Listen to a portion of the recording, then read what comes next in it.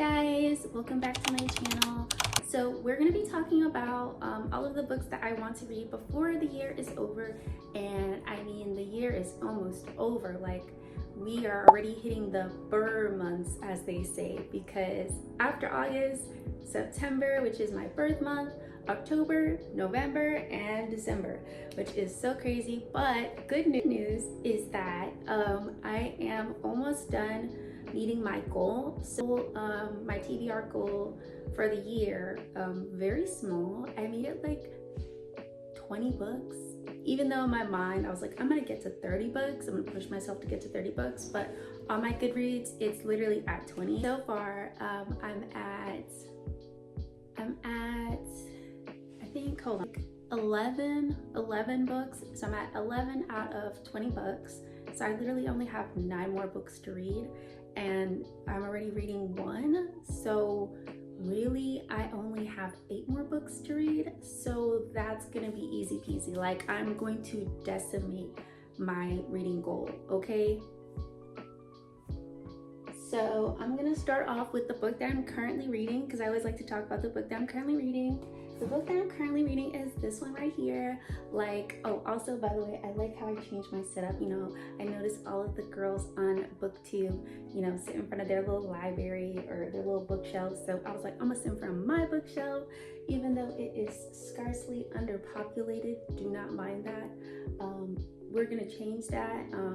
I used to be a very much anti-physical book copy girl. I know, like, terrible, tragic, but I have since switched sides to having physical copy books.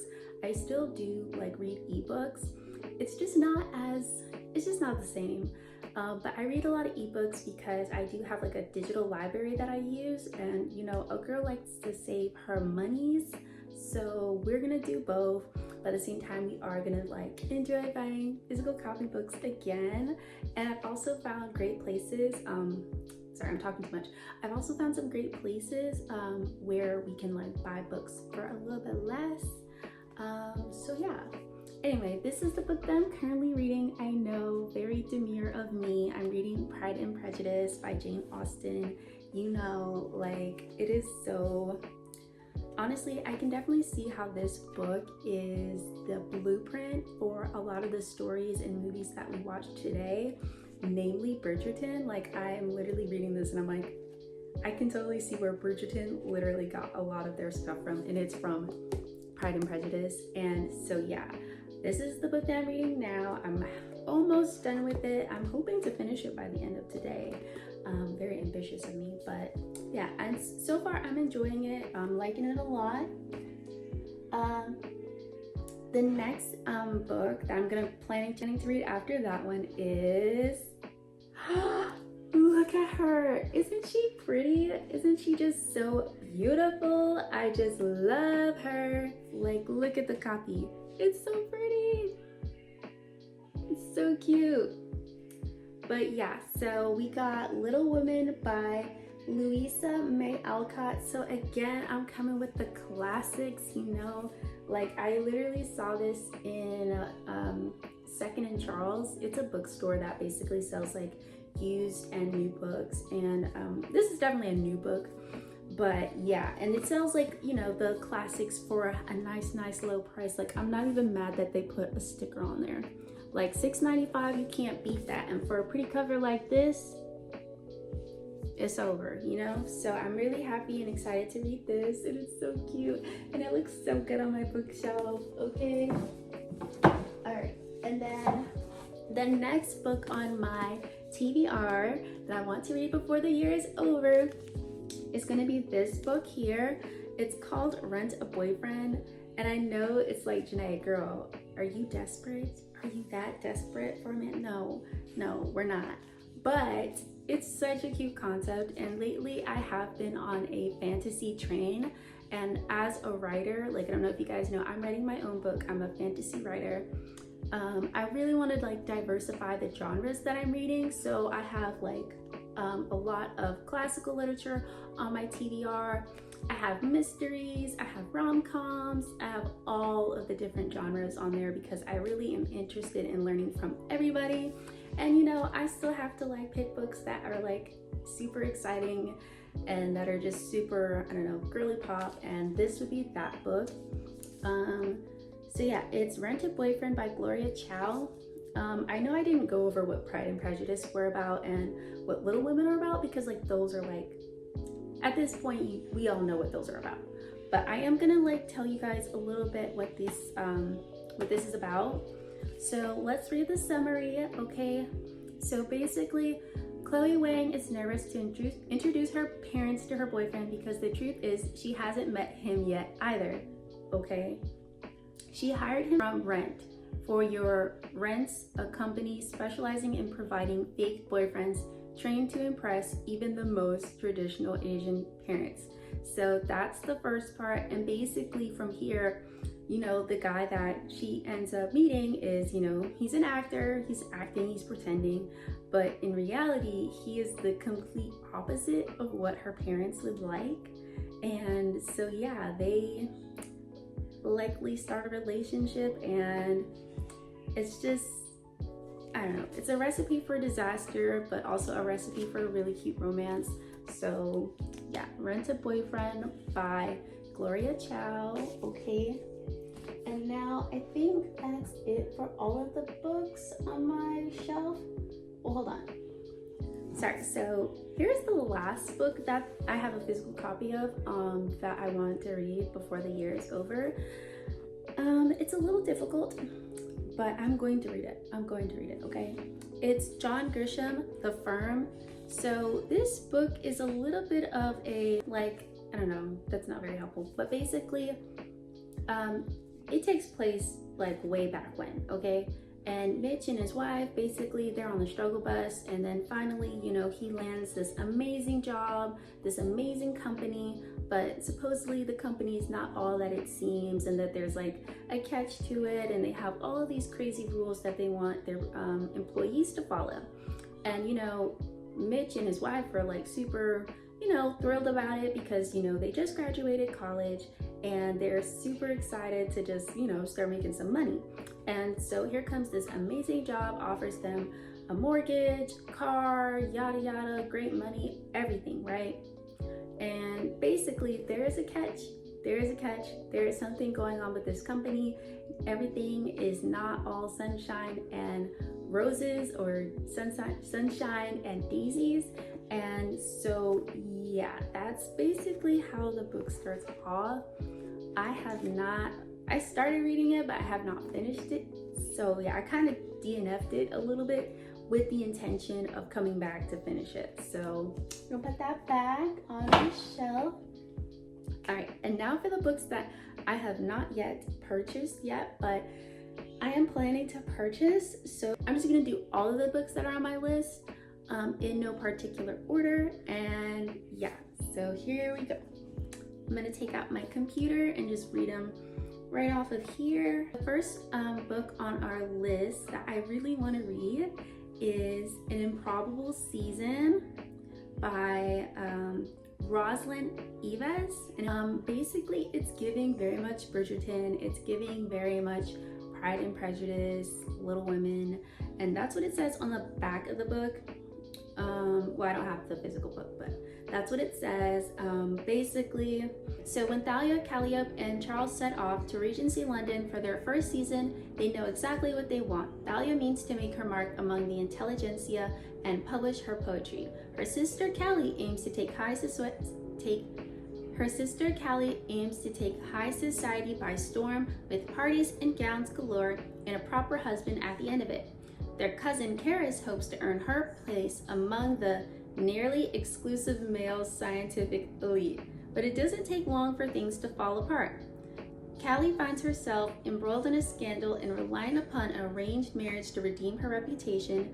Thalia's dreams of becoming a great poet are threatened by her attraction to a charming rake, and Karis finds herself an unexpected social hit and the source of a scientific dilemma that her heart might not survive. Can these young women find their happily ever afters in this turbulent London season? So yeah, the genres for this are romance, historical fiction, and young adult. So yeah, I'm very much looking forward to reading this. It seems like it's going to be a light and easy read. That brings us to our next book, which it's called There's No Such Thing as an Easy Job, and it's by, I don't want to mess up the author's name, so I'll just put it down here at the bottom. I think I can say the last one, Samora, and it's translated by Polly Barton. So yeah, so I'm highly looking forward to this book. It's very much seeming like a relatable read. So I'm gonna give you guys the synopsis. Convenience store woman meets my year of rest and relaxation in this strange, compelling, dark, funny tale of one woman's search for meaning in the modern workplace. A young woman walks into an employment agency and requests a job that has the following traits. It is close to her home and requires no reading, no writing, and ideally very little thinking. She is sent to a nondescript office building where she is tasked with watching the hidden camera feed of an author suspected of storing contraband goods. But observing someone for hours on end can be so inconvenient and tiresome. How will she stay awake? When can she take delivery of her favorite brand of tea? And perhaps, more importantly, how did she find herself in this situation in the first place? As she moves from job to job, writing bus adverts for shops that mysteriously disappear, and composing advice for rice cracker wrappers that generate thousands of devoted followers, it becomes increasingly apparent that she is not searching for the easiest job at all. Okay, girl, I've been there. I am there. But something altogether more meaningful. So yeah, this just feels like, as someone who's in their like 20s, this just feels so relatable, and I just want to read it. And I like the cover. Like, if there's any bit of pink in the cover, like, you got me. And so that is one of the books I want to read before the year is over. Let's see.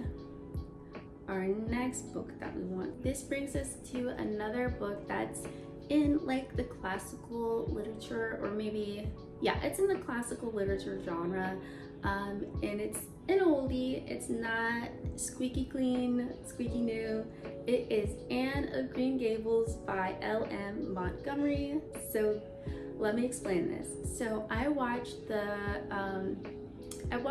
Anne of Green Gables on Netflix, and I absolutely loved that show more than I thought I was going to. It was very comfortable. It wasn't cozy, but like it was comforting, and it was just like nothing I've ever seen before, and I really enjoyed it. And so basically that's my motivation for wanting to read Anne of Green Gables.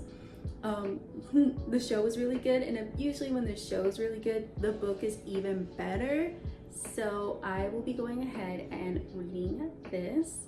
I'm gonna go ahead and give you guys a very short synopsis. So this heartwarming story has beckoned generations of readers into the special world of Green Gables, an old-fashioned farm outside of a town called Avonlea.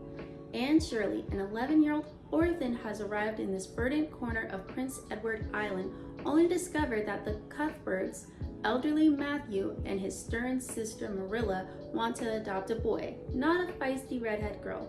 But before they can send her back, Anne, who simply must have more scope for her imagination in a real home, wins them over completely. A much-loved classic that explores all the vulnerability, expectations, and dreams of a child growing up. Anne of Green Gables is also a wonderful portrait of a time, place, a family, and most of all, love. So yeah, that's a book that I want to read before the year is over. So the next book I want to read before the year is over is called A Lady's Formula for Love by Elizabeth Everett. So I told you guys, I am mixing up the genres, okay? We are not reading just one genre. We're reading all the genres. So this one, again, is very much London, England, Victorian era, basically. So let me give you guys a quick summary. What is a Victorian lady's formula for love? Makes one brilliant noble woman and her okay, let me read it again. What is a Victorian lady's formula for love? Makes one brilliant noble woman and her enigmatic protection officer, and a measure of danger and attraction heat over the warmth of humor and friendship, and the result is more than simple chemistry. It's elemental. So yeah, so that's the book. That's the title. That's the summary. Sorry, where's my brain? So yeah, that's the summary. And I'm just hoping, because I don't like to read any books with spice in it, I'm hoping that there's no spice in this book, but it would just seem that I'm gonna have to find out. If there is, I'm likely to not finish it. And I'll probably do a couple of deep diving before I go ahead and purchase the book. But overall, it seems like a cute little non-spice, little chick literature, you know, nice little historical romance moment. And so yeah, I will be interested in reading that one. The next one that I am, all right, so another book that I am interested in reading is called The Princess Will Save You by Sarah Henning. All right, so okay, here we go. So this is another fantasy book. It's young adult. So here we go. The Princess Will Save You is a YA fantasy adventure, an homage to The Princess Bride, in which a princess must rescue her stable boy true love from the acclaimed author of A Sea Witch, Sarah Henning. Wait, hold on. Okay, anyway, so when a princess's commoner true love is kidnapped to coerce her into a political marriage, she doesn't give in, she goes to rescue him. Okay, so we don't often see that very often, where the princess goes to rescue her prince, so, or her commoner in this case. So that alone was like, okay, this is different. I want to read it, I want to give it a chance. All right, so the next book I want to read is Tokyo Ever After by Emiko Jean. So this book came out about 2021, and honestly, I only really want to read it because the cover looks cool. I'm just kidding, but no, I'm not kidding. Anyway, yeah, so I want to read this book, and here's the synopsis. So Izumi Tanaka has never really felt like she fit in. It isn't easy being Japanese American in her small, mostly white Northern California town. Raised by a single mother, it's always been Izumi or Izzy because it's easier this way, and her mom against the world. But then Izzy discovers a clue to her previously unknown father's identity, and he's none other than the Crown Prince of Japan, which means outspoken, irreverent Izzy is literally a princess. In a whirlwind, Izzy travels to Japan to meet the father she never knew and discover the country she always dreamed of. But being a princess isn't all ball, gowns, and tiaras. There are conniving cousins, a hungry press, a scowling but handsome bodyguard who just might be her soulmate, and thousands of years of tradition and customs to learn practically overnight. Izzy soon finds herself caught between worlds and between versions of herself. Back home, she was never American enough, and in Japan, she must prove she's Japanese enough. Will Izumi crumble under the weight of the crown? Will Izumi crumble under the weight of the crown, or will she live out her fairy tale happily ever after? So that sounds very exciting to me. And I just love the cover, if I'm being honest. Like, the cover is so pretty. So yes, we will be reading that. Okay, and now I'm gonna get to the last book here that I want to read. Here's another book that I really wanted to read. I'm literally, guys, I'm just scrolling through my Goodreads TBR and just picking books. But yeah, so this one that I really want to read is called Picking Daisies on Sundays. Like, it is such a cute cover. Like, literally, look at it. It's so cute. It's so cute. Anyway, so Picking Daisies on Sundays by Liana Cincotti. Okay, a romance novel. It's giving very cute. Oh, I'm so excited. So here's a synopsis. It's perfect for fans of Lynn Painter and Jenny Han. Okay, Lynn Painter and Jenny Han, two very good authors, right? This romantic comedy follows a hopeless romantic finishing college who agrees to embark on a fake relationship with her childhood best friend, who, unfortunately for her, also happens to be her first love. So that alone right there already got me like, I want to read it.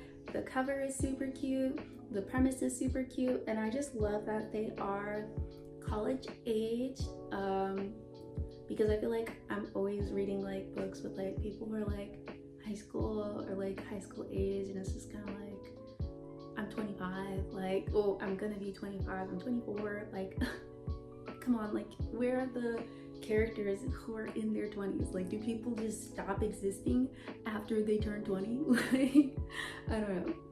But yeah, so, and I love that it has clean romance right there in one of the genres on Goodreads. So yes, I'm all the way here for it. I'm super excited, okay? So let's see. Next book that I want to read, again, I'm a complete sucker for a good cover, and this literally wins the good cover book of the year. Let's give a round of applause for A Magical Girl Retires. Okay, A Magical Girl Retires by Park Seo-Leon. Sorry, I butchered the last name, but I will put everything here and here. So yeah, the cover is phenomenal. The cover is beautiful. Like, I am collecting that book. I'm collecting it because it's so pretty. Like, I have no shame. I want it because the cover is pretty. That's it. But also the summary and the synopsis is definitely serving. Like, I'm so excited. So here it is. A millennial turned magical girl must combat climate change and credit card debt in this delightful, witty, and widely imaginative ode to magical girl manga. So it's giving Sailor Moon, basically, just based off the title. And I love Sailor Moon, loved Sailor Moon, or love Sailor Moon, either way, love it. So here we go. 29, depressed and drowning in credit card debt after losing her job during the pandemic, a millennial woman decides to end her troubles by jumping off of Seoul's Mapo Bridge. Crazy. So I'm not a millennial, I'm a Gen Z,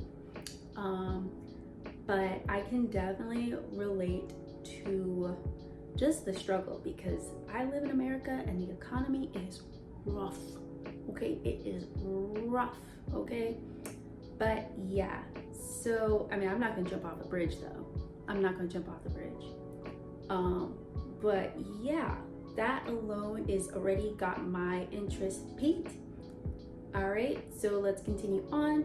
But her suicide attempt is interrupted by a girl dressed all in white, her guardian angel. Aurora is clairvoyant magical girl on a mission to find the greatest magical girl of all time. And our protagonist just may be that special someone. Okay, so I'm gonna stop there forever. And that alone is enough for me to make me interested to want to read this before the year is over. Okay, like, the cover is just amazing. Okay, it's amazing. And so we got one last book on here that is literally going to shock me. Okay, and yeah, so that concludes all of the books that are on my TBR list before the year is over. Yeah, so guys, let me know in the comments below. Guys, if you like this video, like the video right there, hit the thumbs up button. And if you guys are reading any of the same books that I have, if you guys are planning to read any of the books that I just mentioned, go ahead and put it down in the comment section. And if you have already read the books that are on my TBR, go ahead and a non-spoiler free comment, tell me how it was. And yeah, so go ahead and just like the video, subscribe if you want to see more of my content, And yeah, so I'll see you guys in the next one. Bye guys.